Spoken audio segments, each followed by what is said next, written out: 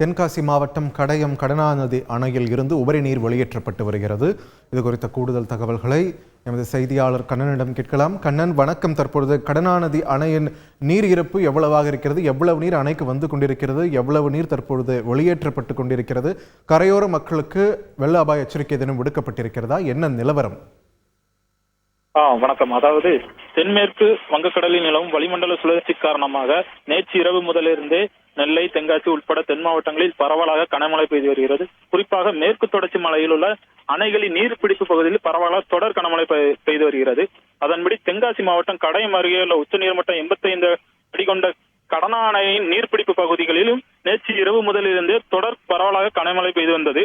இந்த நிலையில் இன்று காலை நிலவரப்படி அணை நீர்மட்டம் சுமார் 80 அடி காணப்பட்ட நிலையில் தொடர்ந்து அணைகளுக்கு நீர்வரத்தானது அதிகரித்து சுமார் நீர்மட்டம் அணையின் 83 அடியை எட்டியுள்ளது. இதனால் அணையின் பாதுகாப்பு கருதி அணைக்கு வரக்கூடிய சுமார் 2500 கன அடி நீர் வந்து உபரி நீராக முழுவதுமாக வெளியேற்றப்படுகிறது. அதாவது அணையின் முக்கிய மதகுகளான 7 மதகுகள் வழியாக இந்த 2500 கன அடி உபரி நீரும் வெளியேற்றப்பட்டு வருகிறது. இதனால் கடனா நதி ஆற்றின் வெள்ளப்பெருக்கானது பெருக்கெடுத்து வருகிறது. இது காரணமாக கரையோர பகுதிகளான தருமபுரம் மடம், சிவசைலம், மேலாம்பூர் உட்பட அதன் சுற்றுவட்டார பகுதி மக்கள் ஆற்றங்கரை பகுதிக்கு செல்ல வேண்டாம் எனவும் பாதுகாப்பு எச்சரிக்கை விடுக்கப்பட்டுள்ளது.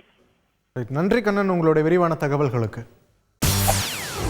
செய்திகளை உடனுக்குடன் தெரிந்து கொள்ள உடனே சப்ஸ்கிரைப் பண்ணுங்க.